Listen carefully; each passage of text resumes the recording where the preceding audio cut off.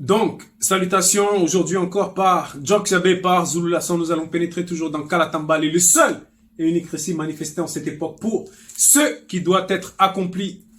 Donc aujourd'hui, nous allons nous rendre dans le livre de Dina et Wa, qui vont appeler 1 Samuel dans leur récit trafiqué. Le titre du livre, c'est Juge exceptionnel et rétablissement du nom pendant la rupture. Au chapitre 27, au verset 7 à 11, à la page 189. À la page 189. Donc, ici on va parler de Tondo, le pain consacré. Le pain consacré. D'abord, le pain, qu'est-ce que c'est? Le pain, ce sont... D'abord, on part de la farine. Ensuite, on va mettre la levure, etc. L'eau, tout ça là, pour manifester un aliment qui va être digeste. Qui va être digeste. Et pourquoi on va parler du pain consacré? On sait déjà par rapport à la symbolique qu'il y a deux pains vivants. Il y a deux pains vivants qui symbolisent les deux. Mais ici, c'est par rapport à certaines choses cérémonielles, par rapport au spirituel, puisque qui dit spirituel dit rituel, forcément. Dit rituel.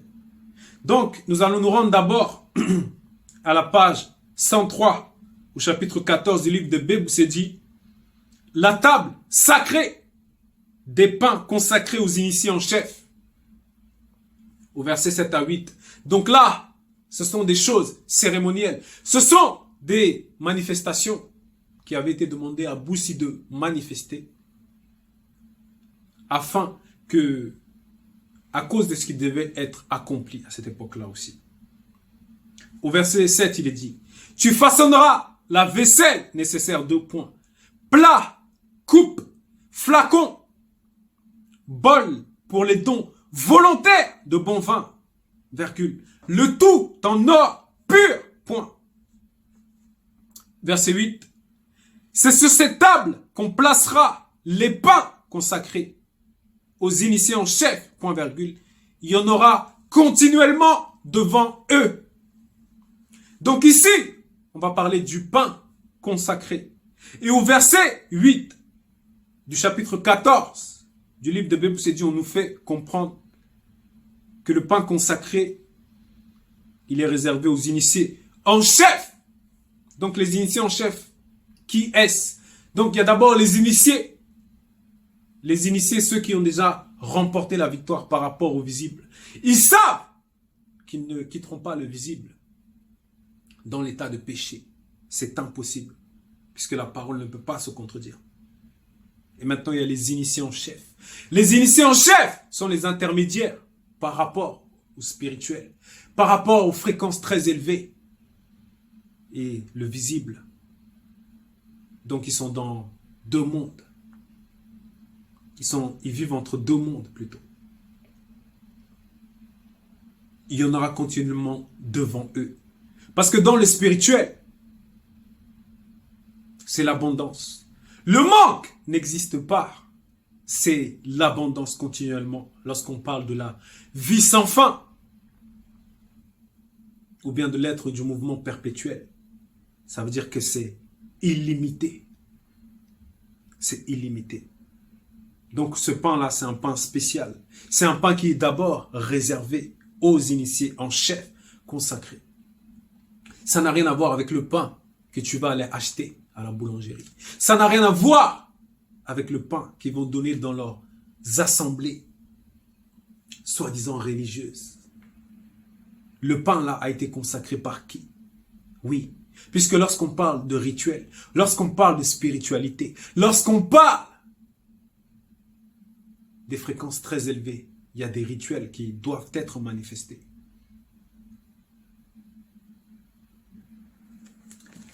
C'est naturellement que nous arrivons dans notre chapitre thème. Donc, pour resituer un peu le contexte, ici nous allons faire allusion à Tondo. Tondo, celui dont ils vont nommer dans le récit trafiqué sous le nom de David. Sous le nom de David. Mais là, c'est Tondo. C'est un puissant roi initié en chef consacré. Et à ce moment où ces événements se sont passés, Tondo n'avait même pas encore dépassé l'âge de 30 ans. Il n'avait déjà plus rien à prouver par rapport au visible. Il avait déjà vaincu Goliath. Il avait déjà été établi par le spirituel en tant que roi initié en chef, consacré. Il avait déjà été reconnu comme étant valeureux, puisqu'il partait en bataille, puisqu'il était déjà reconnu même par le roi qui était en place avant lui, sous le nom de Nyangui. Nyangui a subi ces perturbations. Nyangui a subi ces perturbations.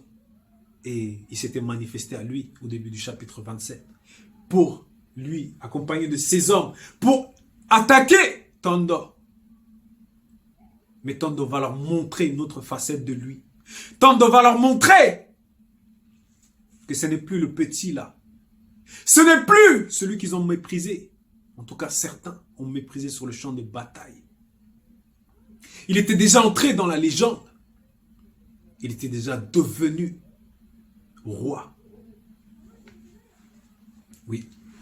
Donc sa renommée s'était répandue. Il n'avait plus rien à prouver déjà.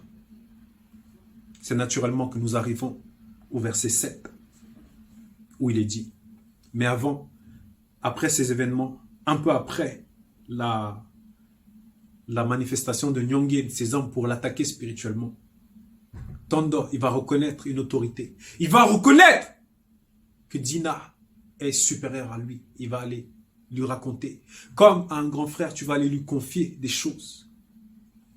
Et il pourra te dire ce que tu dois faire. Ce que tu dois faire.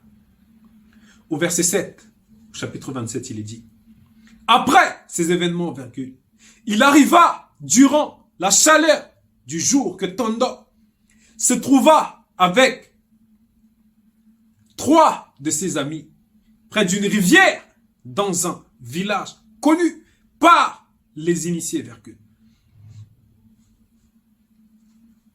Donc après un jeûne qui a duré 3 jours, après cela, Tondo va se manifester en un endroit, un village spécial, un village qui est connu par les initiés, on nous dit. Suite à un jeûne qui avait duré 3 jours. Donc ce jeûne-là a duré 3 jours. Parce que déjà Tondo était accompagné de 3 personnes qui vont symboliser ses compagnons de service, qui vont symboliser des gens, des êtres exceptionnels, puisque ce n'est pas n'importe qui va marcher avec un initié, qui va marcher dans la présence du nouveau roi. Donc ils avaient déjà atteint des sphères terrifiantes. Suite à un jeûne qui avait duré 3 jours. Donc Tondo devait entrer dans ce jeûne-là avec ses compagnons de service. Tondo devait rentrer dans d'autres sphères. Devait rentrer dans d'autres sphères. Puisque le jeûne, c'est pour l'élévation spirituelle. En tout cas, le bon jeûne, ça n'a rien à voir avec les jeûnes que certains vont faire où il faudra que tout le monde soit informé. Non. Où ils voudront que tout le monde soit informé. Non. Verset 8. Quand ils eurent faim, virgule, ils allèrent voir le grand prêtre du village. Point. Ils allèrent voir le grand prêtre du village. Oui, il y avait déjà un grand prêtre, donc un pata. Quelqu'un qui était déjà assis. Quelqu'un qui maîtrisait les choses cérémonielles. Il va aller le voir, Tondo. Et ce prêtre-là, il ne va pas se dire, mais qui es-tu? Ou bien d'où viens-tu? D'où viens-tu? Non. Ils étaient déjà connectés, d'une certaine manière. Verset 9. Le grand prêtre dit à Tondo, 2 points. Je n'ai pas de pain ordinaire, virgule. Il va lui dire qu'il n'a pas de pain ordinaire. Je n'ai pas de pain ordinaire. Je n'ai pas de pain ordinaire. Je n'ai pas de pain ordinaire. Virgule. Il n'y a ici que du pain consacré, point. Le pain consacré, ce n'est pas un pain qui est descendu du ciel, comme certains vont dire, que leur Dieu se trouve au ciel. Non. C'est un pain spécial. C'est un pain qui a été consacré. Ce sont des choses cérémonielles. Ce sont des rituels dans Wassé ancestral. Ça n'a rien à voir avec ce que les prêtres, les faux prêtres, dans les églises, bref, ils vont même se dire église, qui vont présenter aux gens. Non. Mais je peux t'en donner, virgule, si du moins tes amis se sont abstenus de femmes qui ne sont pas les leurs, point d'exclamation. Donc le prêtre va poser la condition. C'est un langage codé entre prêtres. Tu connais, en gros, l'importance de ce pain. Tu connais que ce n'est pas un pain qui est à la portée de tous. Est-ce que le prêtre ici savait que Tando demandait cela pour ses trois amis aussi? Est-ce que le prêtre savait qu'ils étaient dans un état spécial? Point d'interrogation. Mais je peux t'en donner si du moins tes amis se sont abstenus de femmes qui ne sont pas les leurs. Point d'exclamation. Donc il y a un état de pureté. Il y a un état de sanctification que vous devez, en tout cas qu'ils doivent avoir. Puisque là, il n'a pas fait allusion à Tando. De même que lorsque Zulu Lassan va se manifester. Il est en train de nourrir le peuple. Il est en train de nourrir ceux connus. Et ceux non connus, ils ne verront pas le pain spirituellement. Ils ne comprendront pas ce qui doit être compris. Même le pain lui-même ne pénétrera pas, on va dire, dans leurs entrailles. Verset 10. Tanda répondit au prêtre, 2 points. Nous nous sommes abstenus de femmes depuis 3 jours, virgule. Et tous mes 3 amis sont purs, 2 points. D'ailleurs, virgule, si c'est là un acte profane, virgule, il sera sanctifié par moi, point. Donc il va se mettre dans le lot. Nous nous sommes abstenus de femmes depuis 3 jours. Virgule. Et tous mes 3 amis sont purs. 2 points. D'ailleurs. Virgule. Donc là, c'est toujours dans ces propos-là. Dans ces paroles codées. Si c'est là un acte profane, il sera aujourd'hui sanctifié par moi. Donc Tando, par rapport à ses propos, il se présente comme étant le grand prêtre aussi. Oui, il montre qu'il a ce pouvoir-là de sanctifier cela. Cet acte-là. Ce pain qui est réservé aux initiés en chef. Par lui, ils permettent que d'autres puissent le consommer. Ceux qui sont en sa présence, ses amis, ses 3 amis. C'est très fort. Qui était réellement le patriarche Tando? Qui était-il réellement? Lui qui fut roi, initié en chef, consacré. Donc il avait déjà été consacré. Il était digne de manger ce pain consacré. Il était guerrier. Et à cette époque-là, en tout cas, par rapport à cette scène-là, il n'avait même pas encore dépassé l'âge de 30 ans. Verset 11.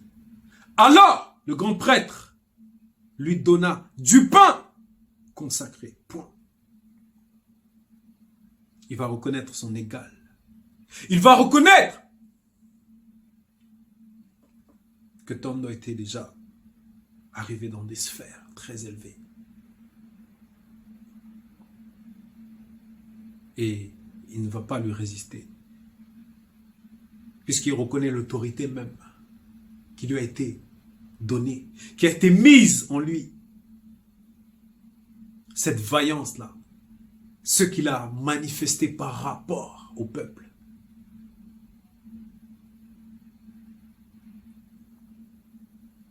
Donc, c'était l'exhortation. Là, on nous fait pénétrer dans d'autres sphères par rapport aux choses, par rapport aux rituels, par rapport aux spirituels. Le pain consacré. L'Oba s'est encore glorifié.